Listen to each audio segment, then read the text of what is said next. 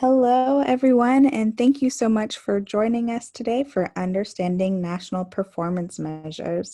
It's nice to see so many familiar names in the chat. I see many of you have done this already, but in case you haven't, just take a second to introduce yourself in the chat box there. Let us know where you're calling from, and make sure to send it to all panelists and attendees. Otherwise, it's only me and my colleagues who get to see your highs and how are you doing. All right, let's get started with our housekeeping notes. So all lines are on mute and we will keep them on mute throughout the course of the call. If you have questions at any time, please let us know in the Q&A pod, If you're having technical issues, you can go ahead and drop us a note in the chat box and our wonderful webinar producers will help you out. If you are having issues with audio, we do recommend having the system call you. If you are having visual problems, you can leave and come back and that should fix it. And then lastly, we are recording this call. If you do not wish to be recorded, you can be disconnected at any time and the recording and the slides will be made available later this week on the RSVP competition site, nationalservice.gov/RSVP competition.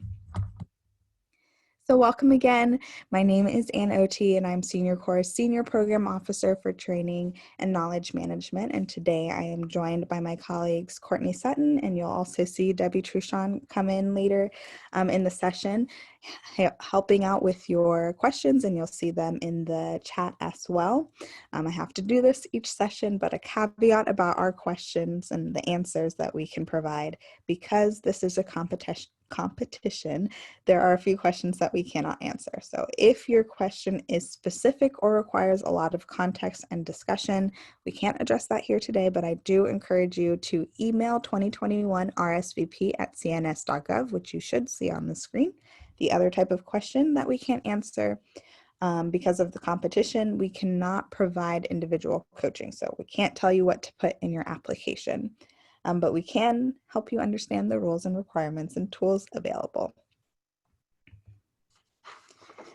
So we're making it through our series for RSVP competition. We have our final training session tomorrow on submitting an application in eGrants.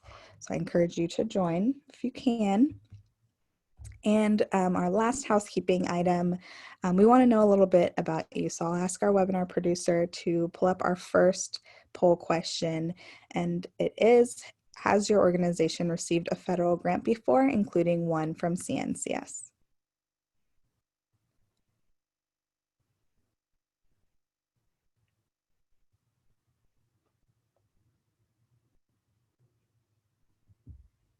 All right.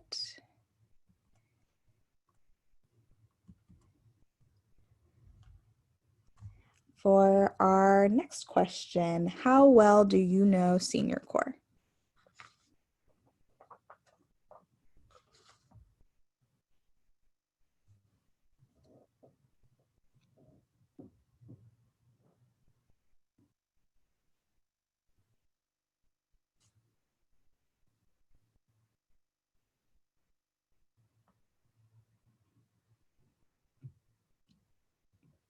Okay. Looks like the majority of you are brand new to this. For our next question, if you could tell us the primary field of your organization.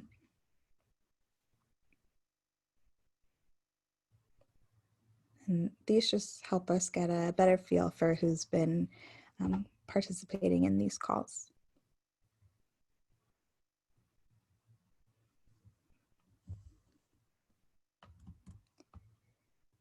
All right.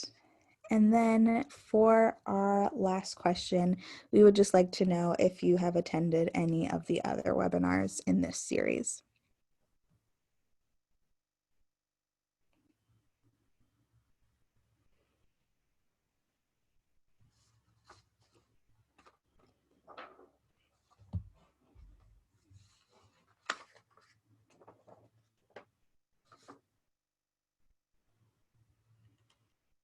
All right. Well, thank you all for participating in that quick poll. Here is our agenda for today. We are going to do a couple of things. We're going to spotlight competition basics. That's what we'll do first.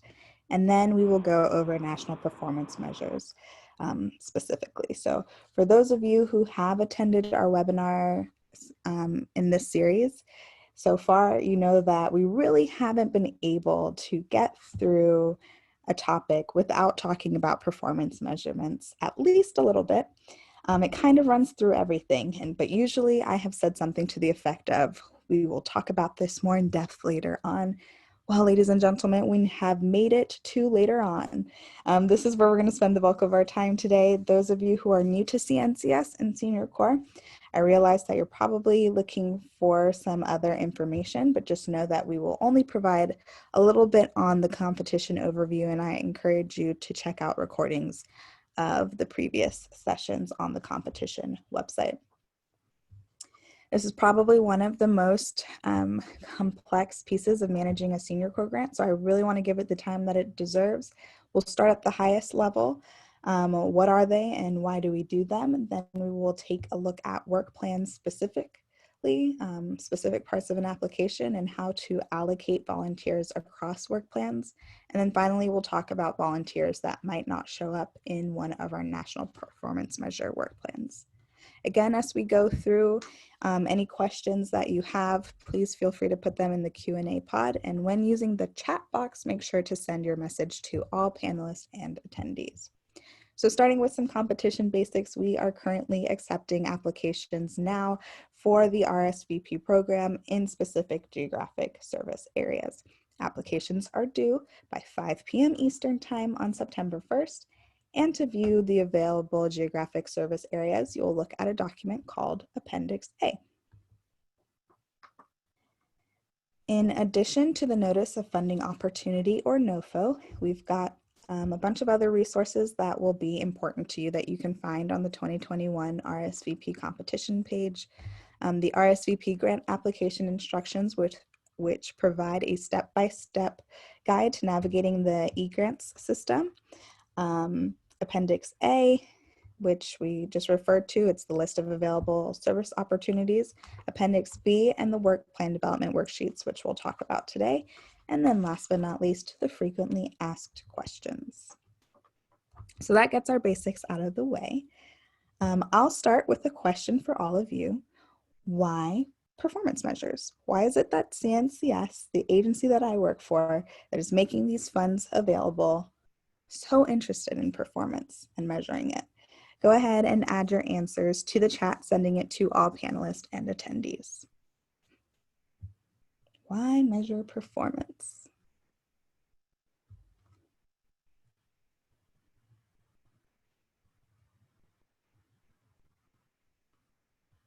Evaluation, tracking stewardship of funding, to verify that the program is working as intended, effectiveness, to gather data for results, compliance, evaluating return on investment. These are good answers. All in all, we are a federal program. You all are our bosses, in effect, and as a result, you are also paying for these funds through your taxpayer dollars. We really do take this responsibility seriously. We are all stewards of taxpayer dollars here at the Corporation for National and Community Service, and if you receive an RSVP grant, you too become a steward of taxpayer dollars. And that comes with certain responsibilities, including the responsibility to assess your impact, to know how you are doing, and to hopefully improve, to use that information to make the greatest impact that you can. So why do we measure performance?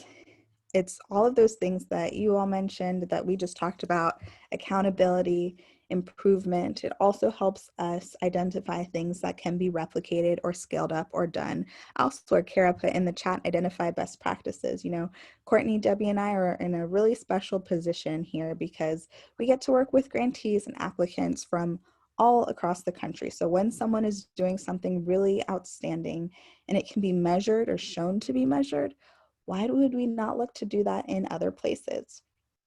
It's also an important part of how we tell our story of service. The national performance measures, the system of measurements that we're going to talk about today, are a unified system, and that lets us take the impact of an RSVP grant in Maryland, perhaps, and add it to the impact of an RSVP grant in Arizona, and add it to the impact of an RSVP grant in Hawaii to scale up our national service story. And that same system also lets us use that impact with our colleagues in the AmeriCorps programs, another program run by CNCS. That is why we measure performance, and that is why it is so important. As I've already alluded to, the specific system that we use to do that is called the National Performance Measures, a very uniform set of measures. So we will look at a menu of measures, and everybody in the national service community uses some version of those measures. That allows us to measure and assess your effectiveness and communicate it, and it also supports that unified story of service. And that's one of those CNCS buzzwords, a unified story of service.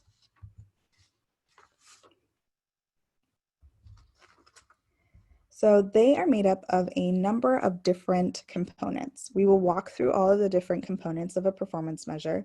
It's kind of like a pyramid, if you will, that they start off pretty broad down here at the bottom with the focus area, and then they get more specific as you go up the pyramid. We'll talk about each one of these components, and we'll start with focus area. So there are 6 CNCS focus areas, and we also talk about a key goal of capacity building. Our focus areas, and you can read along with me, include disaster services, economic opportunity, education, environmental stewardship, healthy futures, and veterans and military families. Those were actually included in our most recent reauthorization legislation, which means that the US Congress essentially told CNCS, we need you to focus on these 6 critical areas. And that means that we at CNCS need to do that. And as we will see, every RSVP grant needs to have activity in at least one of those focus areas. You can also tell that they are pretty broad. You can do a lot of things in the category of education or in the category of healthy futures. And then the objective makes that just a little bit more specific. It's a general category within each focus area. So on the screen, you can see economic opportunity, which is pretty broad, and it's translated into 3 slightly more specific objectives. So we've got financial literacy, housing, and employment.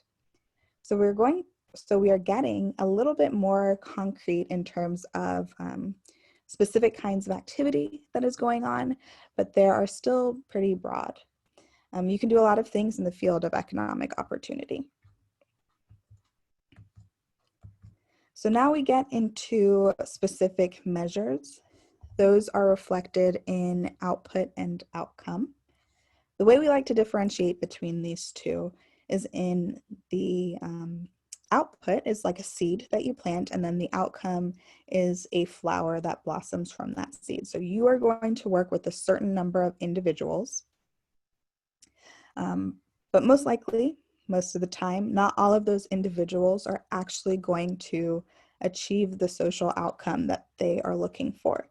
In our world, it's rare we get 100% success rate where we are trying to move someone into a new way of life or to create some kind of change.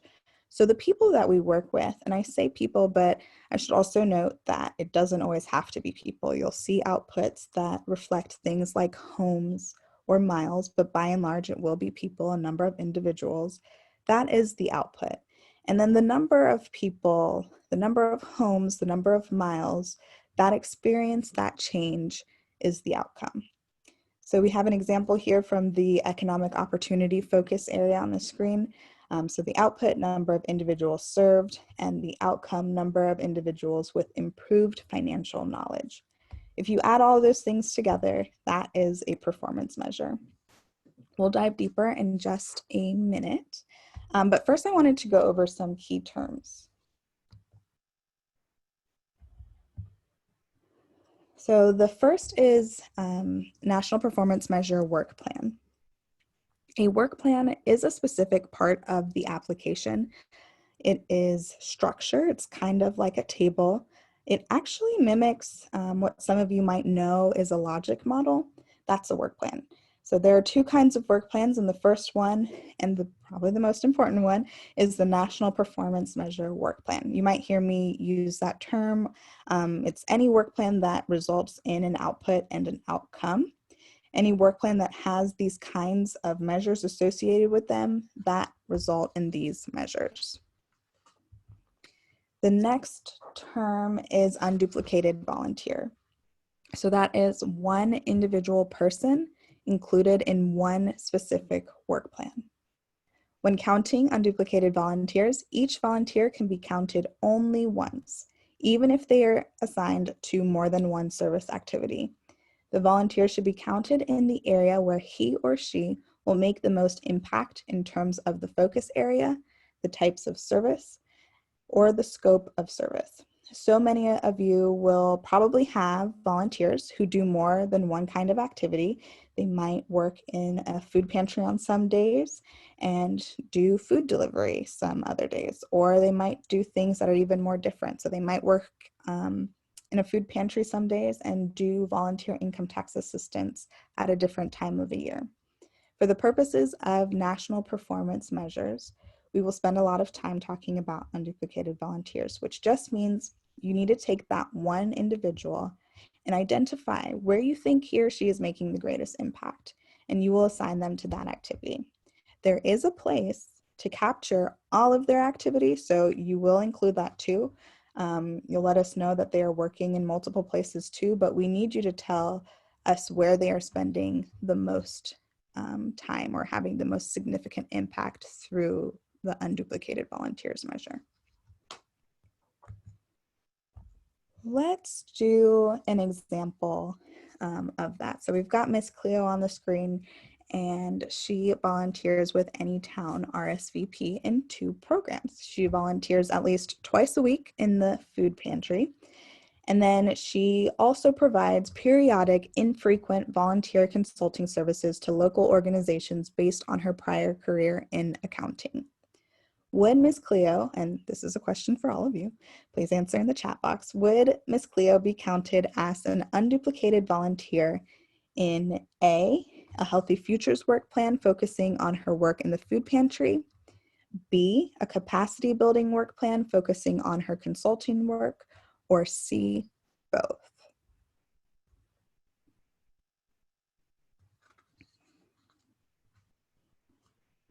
All right, so it looks like we've got consensus focusing on the food pantry.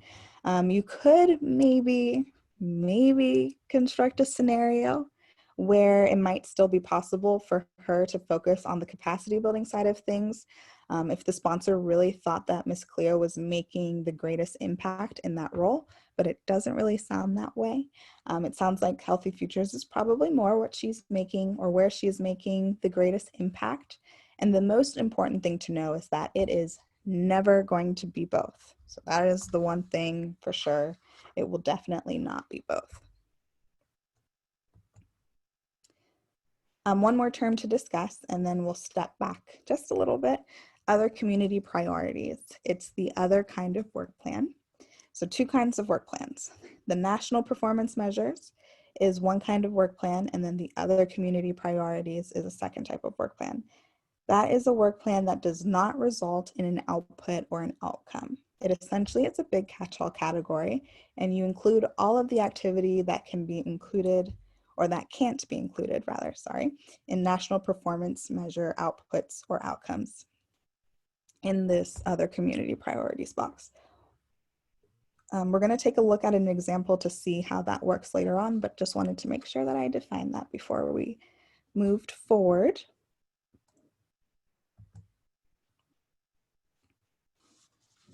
So I alluded to this at the beginning, but the 2 tools that we use for performance measures are Appendix B, the National Performance Measure Instructions, and the Work Plan Development Worksheets.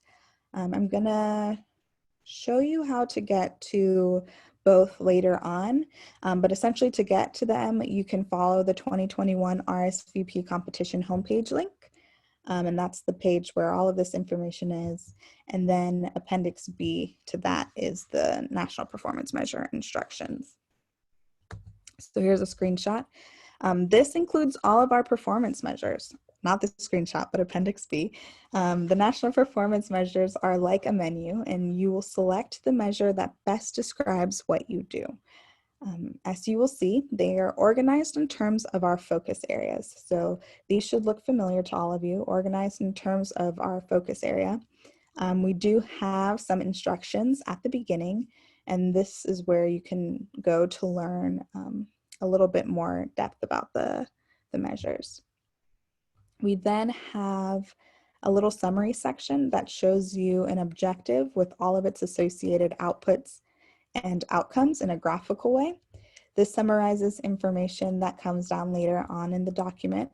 And here on the screen, we've got economic opportunity, the economic opportunity focus area. Here is the section of this particular focus area. And what you will see when you go down is that it has specific outputs, and then it defines some key terms and suggests how they would be measured or collected.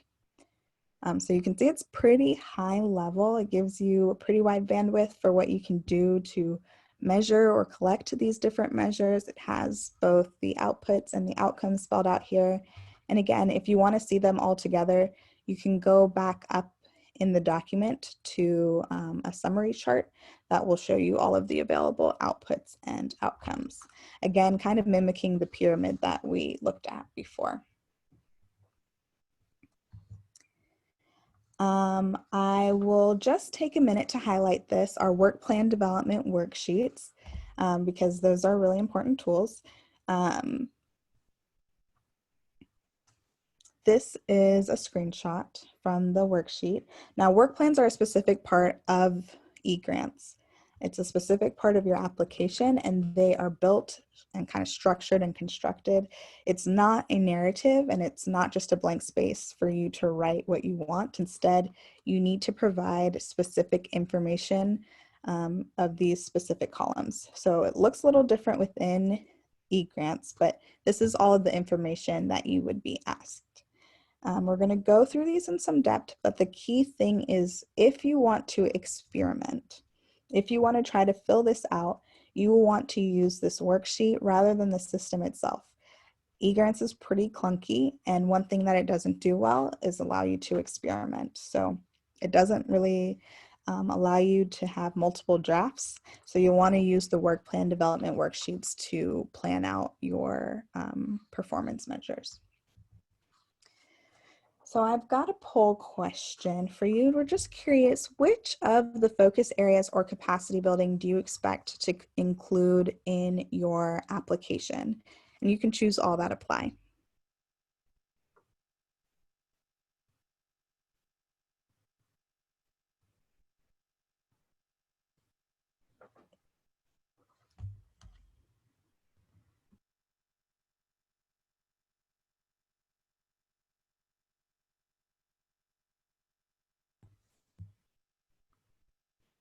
All right, I'll give you a couple of seconds. I still see some answers coming through.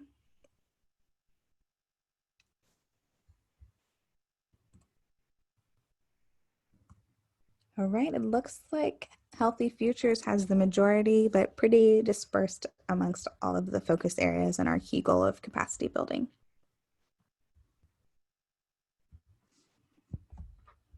All right, let's move on to the volunteer aspect.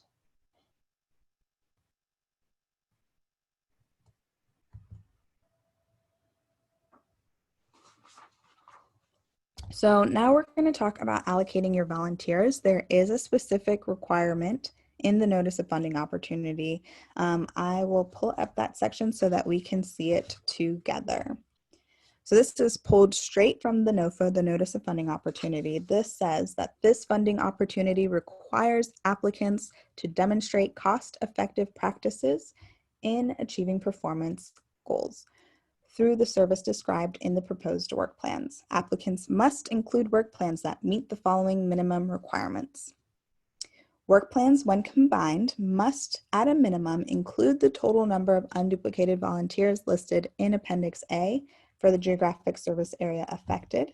We already talked about that a little bit, but when you apply for an application or when you apply for a service area, there is a specific number of unduplicated volunteers that you need to include in your application for that specific service area, and that is listed on Appendix A.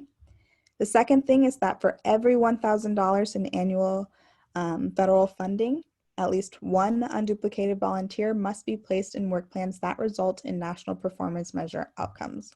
So we have this other minimum number of unduplicated volunteers tied to performance measures. How do those things interact? The first bullet are total number of unduplicated volunteers included in Appendix A. The second bullet is the number of unduplicated volunteers that must be placed in national performance measure work plans. And for that, we need one unduplicated volunteer for every $1,000 in federal funding you receive.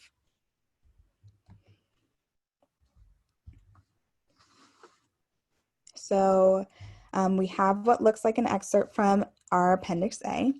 If you haven't looked at Appendix A yet, this is kind of what you will see. And you have a state, opportunity number, total number of funding available, a number of unduplicated volunteers, and the service area that would be affected. So we would apply these two things to this service area and see kind of how they shake out. So first, our application needs to have a total number of unduplicated volunteers stated in Appendix A.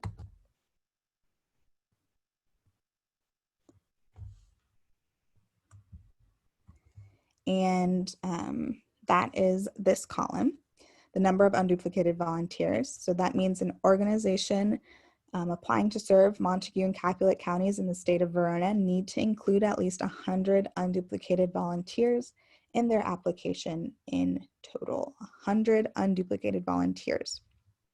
And then they will need to take this $75,000, the amount of funds available, and divide by 1,000.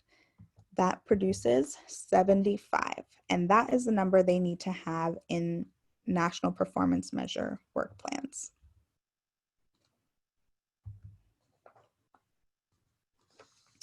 What we need to do is we need to allocate these volunteers across our work plan.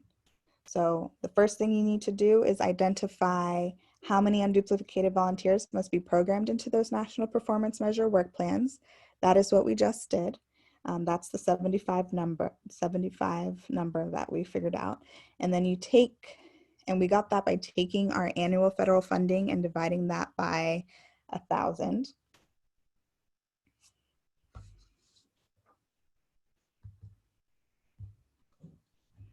And I saw a question come in, is the number of unduplicated volunteers funding divided by 1,000 on an annual basis? Yes, so it's an annual number. And then now we allocate these volunteers across our work plans. So what does that mean?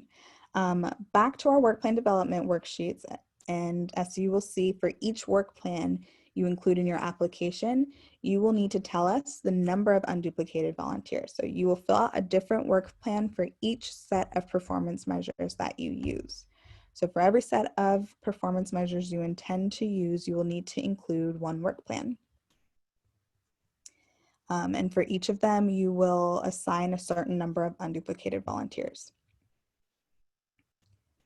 When you add them all up, in this example, you would need 75. And then you can allocate the remainder of the volunteers however you choose. So here we have a work plan. We are working within our example of Montague and Capulet counties. And this particular applicant is focusing on healthy futures. So they have chosen that focus area of healthy futures. I've also added their objective of aging in place. This is one of those more specific objectives within the focus area of healthy futures. And we see here some of the information that we saw on that worksheet. So the service activity, the number of unduplicated volunteers, the total number of volunteers, the number of stations, the output target, the outcome, and the outcome target. This is the first time we are looking at the column total volunteers, but can anyone in the chat tell me what is going on in column E? What are we trying to say when we ask about the total volunteers as opposed to column D, which is the number of unduplicated volunteers? What is the difference between these two columns?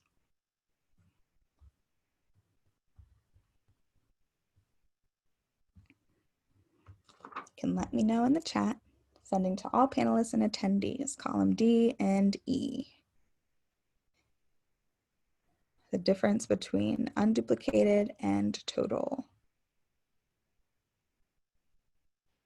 E includes people who are doing more than one task. That is correct. So essentially, a volunteer can only show up as an unduplicated volunteer once. However, you can put them in total volunteers multiple times. So if you remember our example with Miss Cleo, she can only be added, you can only add her to an unduplicated volunteer column once for her main volunteer assignment. But in the assignment that she did periodically, she could be a part of the total volunteer column.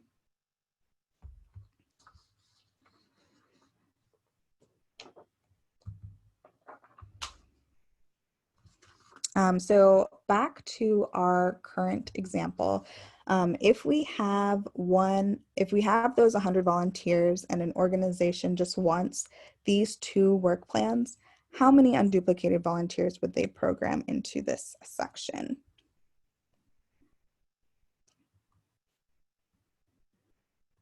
You can let me know in the chat. So if they just wanted these two work plans, how many unduplicated volunteers could they program into the second one? Remembering that on Appendix A, they had 100 total. And that is correct, 40. So now we come to our targets and in columns G and J. Can anyone tell me how we would get those numbers for our targets?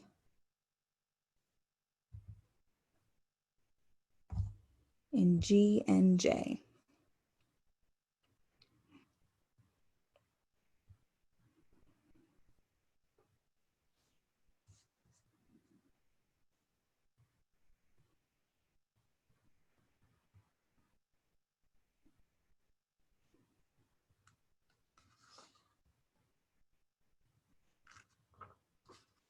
Make sure to send it to all panelists and attendees. So we've got surveys, reports from stations, past experience, needs assessments. These are good examples. So when it comes to actual numbers, this is where we say how many people we expect to show up here, how many people we expect to be able to count. Surveys, you can probably use those if you've been doing this kind of work, and you can draw from your historical experience. You can talk to the stations, talk to community members, perhaps to understand what you can expect. There's no real magical potion that we can give you to get those numbers. It's going to be very much based on your community, your program, and your station. So that is how you get them, because they are forward-looking. Of course, again, if you have been doing that work in the past, things like tracking documents from the stations, surveys, that will all be very helpful to you as you project forward. But at this stage, in this application, these are targets, and we are talking about what you expect to achieve over the coming year.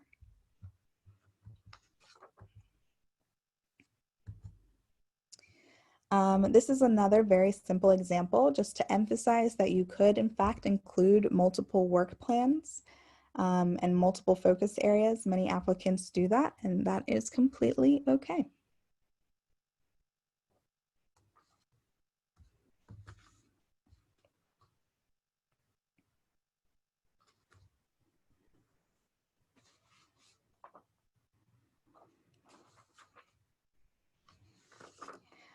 So other community priorities. We've touched on it a lot, and I know this week I've been calling it a catch-all category over and over again, but it really is that catch-all category for activities that don't fall within the national performance measures.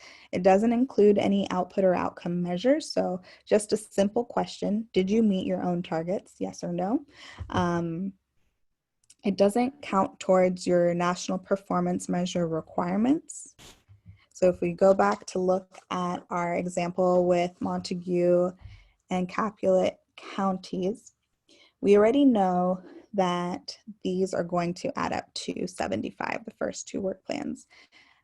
And, if we remember, they had 100 unduplicated volunteers on Appendix A that they needed to program in total. So that would leave us with 25 that could be put into other community priorities. So that's how you put all of these pieces together. Again, we don't know how many volunteers to put really in the total set number of volunteers. That just depends on who is showing up in multiple work plans. That is also taking part in this. And as you can see, we don't ask for a lot of information in our other community priority work plan that we do for the national performance measure work plans. So we can do a review. I've got a true or false question for you. True or false, all RSVP grantees must use the exact same output and outcome measures all across the country.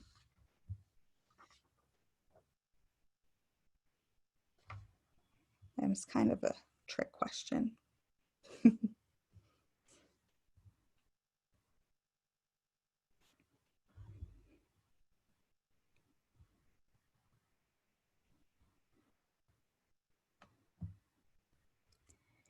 All right.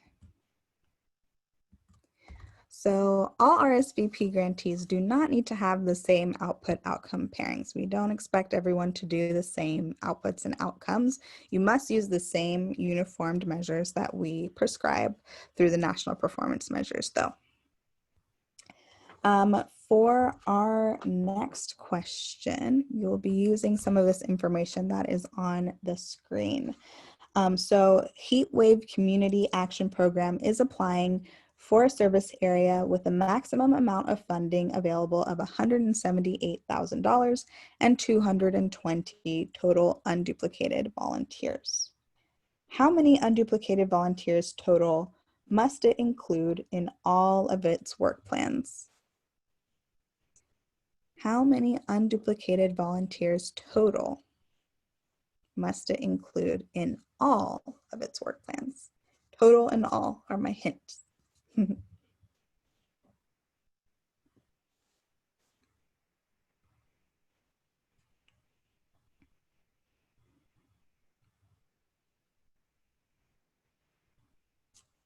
right.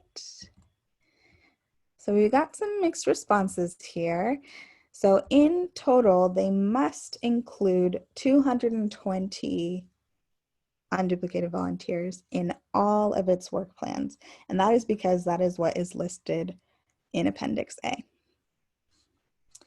For our next question, so how many unduplicated volunteers must it include in work plans that tie to national performance measure outputs and outcomes? How many unduplicated volunteers must it include in work plans that tie to national performance measure outputs and outcomes?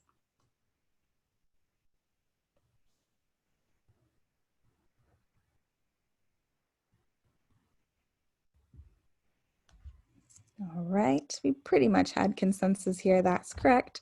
178. So we take their annual federal funding of $178,000 and divide it by 1,000 for 178 unduplicated volunteers that they must include in work plans that tie to national performance measure outputs and outcomes.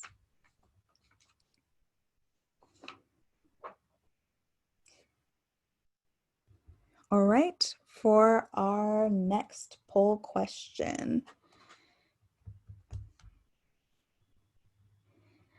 If they decide to have exactly 220 unduplicated volunteers in all, What is the maximum number of volunteers that they can program into an other community priorities work plan? And this should be easy, process of elimination.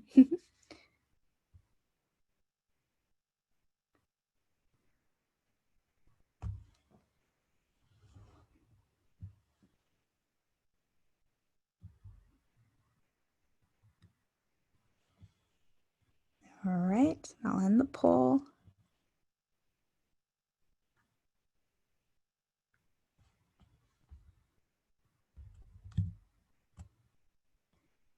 And the answer, oops,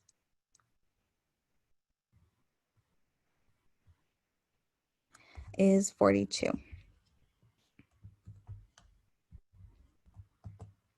Okay, so we've got another question, and you can answer this in the chat if you'd like.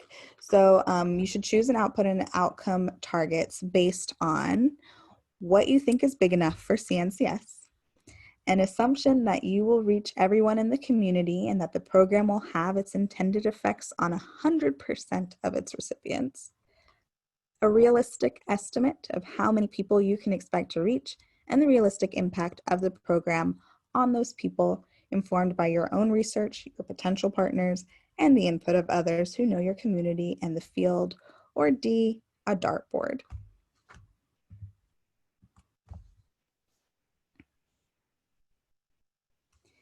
And it looks like we've got consensus C, a realistic estimate of how many people you can expect to reach and the realistic impact of the program on those people, informed by your own research, your potential partners, and the input of others who know your community and the field.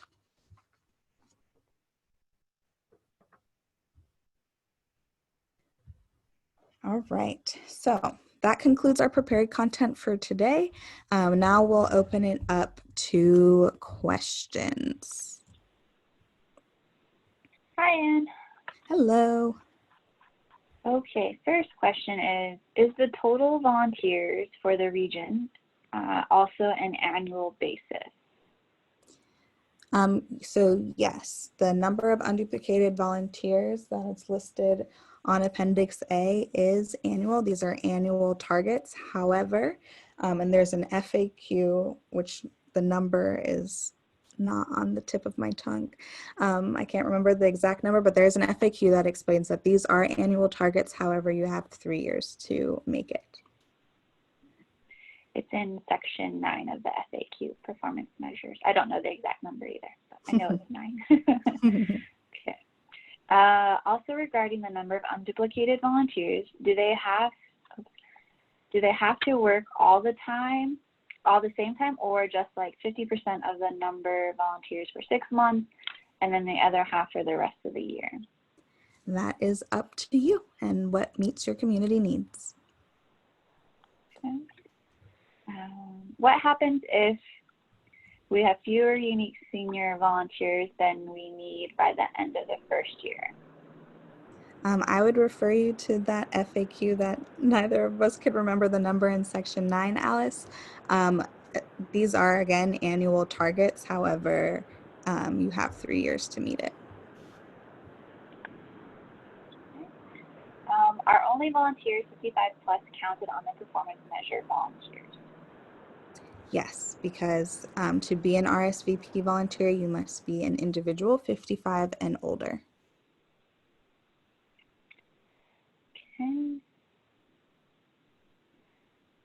Okay. Do volunteers need to be unique for each year?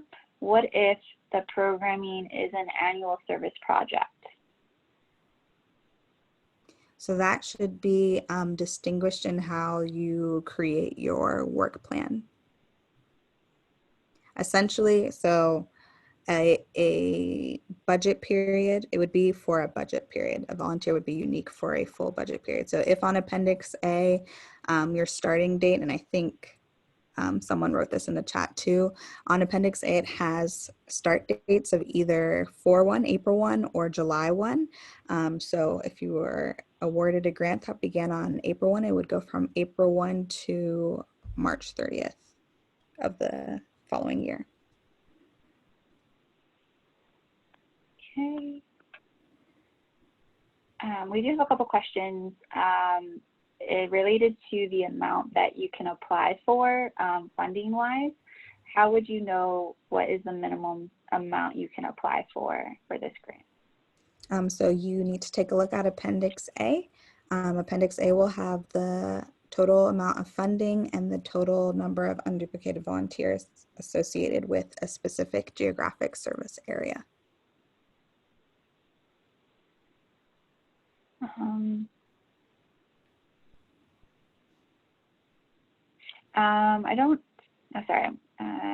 How do I make sure I have a handle on this before I submit a grant request? I know performance measures are kind of tricky and our rules and requirements are kind of tricky. I would recommend watching back some of our previous trainings during this week and last week, and then taking a look at the NOFO, because it clearly distinguishes those types of things. And yes, the recording or this presentation is being recorded and will be posted on our competition website, nationalservice.gov/RSVP competition. We have the first cycle already up on the webpage, and then I will post the sessions from this week by the end of the week, along with the slides and a transcript. Thank you. Are the 100 volunteers needed across 1 year or all 3 years? So it's an annual target.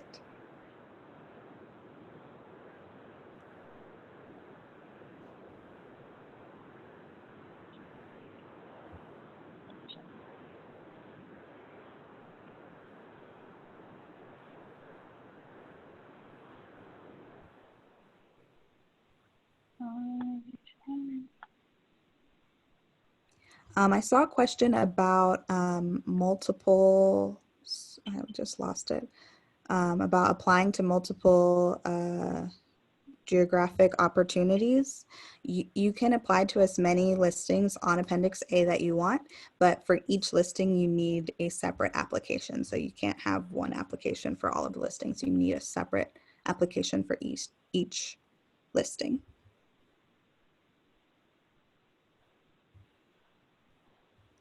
I also saw a question about applying for multiple years of funding. So you can only apply for 1 year of funding right now. If awarded the grant, it's for a 3-year project period. And within that 3-year project period, there are opportunities to continue the grant and renew the grant. And with each continuation would come a new annual funding. That's pending appropriations from Congress and satisfactory performance.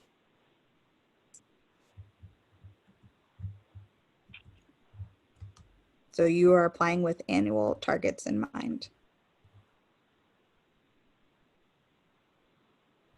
And if you're applying to a listing on so you must serve the area listed on Appendix A. So if you're servicing another geographic location not listed in Appendix A, you can't use that geographic location.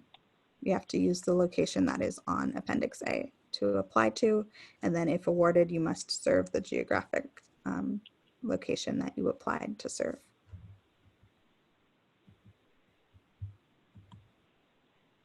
The proposed start and end date. So on Appendix A, there is a start date column.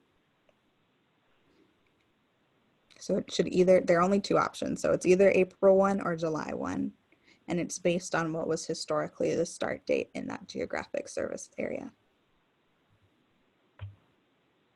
Can you explain rounding, unduplicated volunteers, and outcome assignments?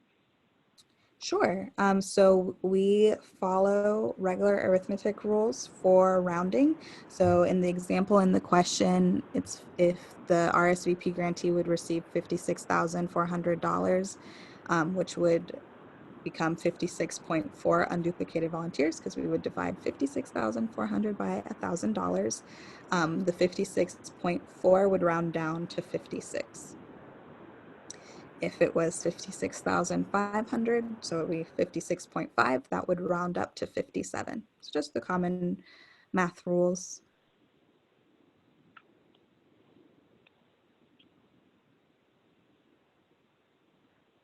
I saw a question about the National Service Hotline and what happens if they're not able to resolve. There are rules in the NOFO about late applications.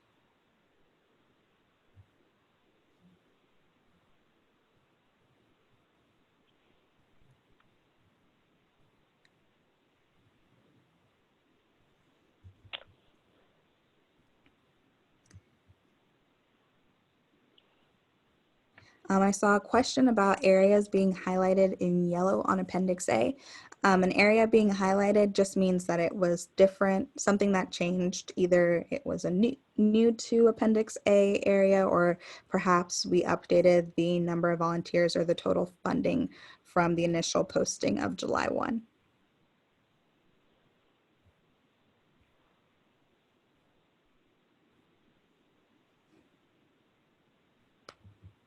I'm going to stop sharing my screen really quickly because I've seen requests to share a couple of links. So give me 1 second while I stop sharing my screen so I can pull up those links for you. While I'm searching for those links, Debbie, are there any other questions? I did see about the multiple years. There have been a couple of questions about the multiple years. I do I do recommend taking a look at the FAQs because there are a couple of questions that talk about it. But I just want to reiterate that these are annual targets.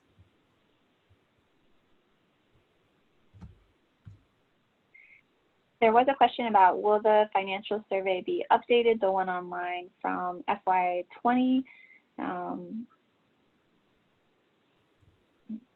Carissa, are you referring to the OFMS or the regular FMS? The OFMS. So you can use the OFMS that is currently posted on the website.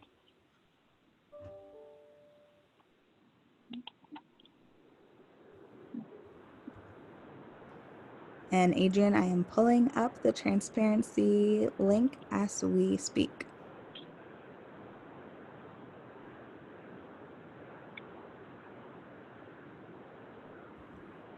I saw a question come in about volunteers that live outside of the service area. So whatever service area you're applying to serve, you must serve that service area.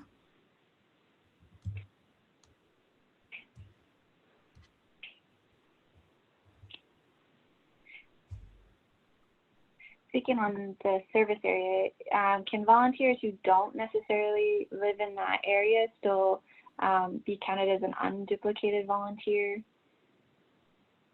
So you just have to serve the service area that you apply for.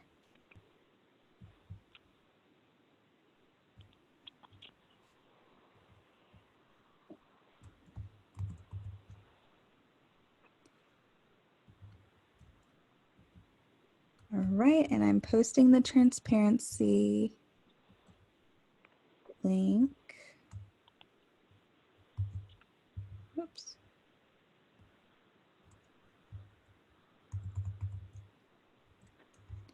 Why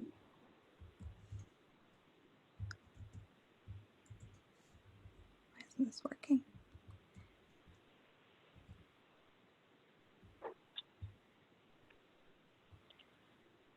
Can current volunteers in the organization sign up to be a member of Senior Corps?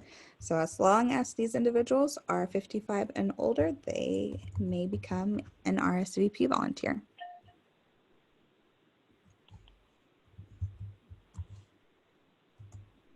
All right, and I just posted the transparency link in the chat.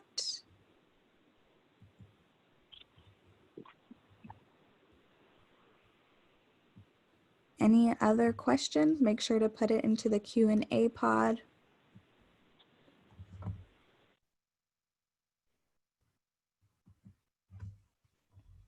We've got a couple of minutes left.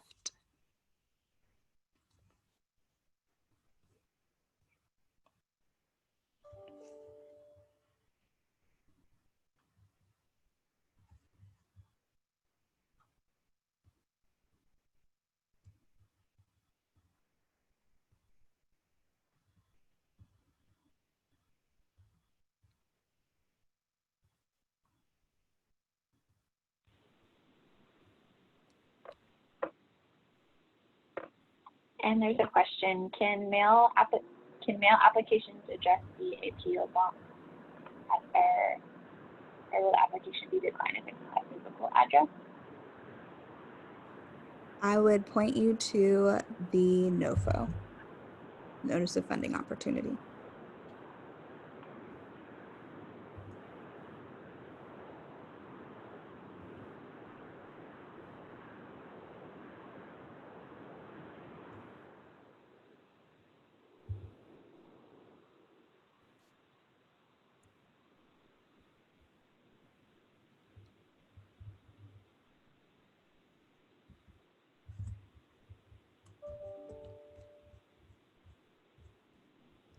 Any last questions? Jennifer, I see your question. If you could email the 2021 RSVP mailbox, that would be great.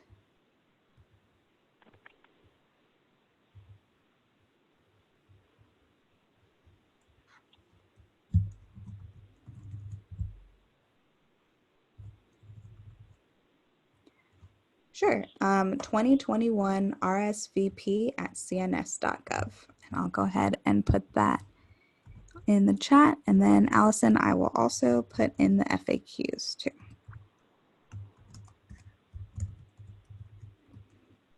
So the email is in the chat now.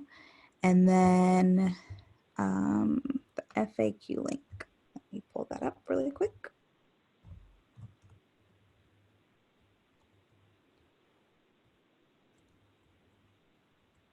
And this is the competition website. And so if you navigate to this website, you'll be able to click on the FAQs and the NOFO and Appendix A for the question about start dates.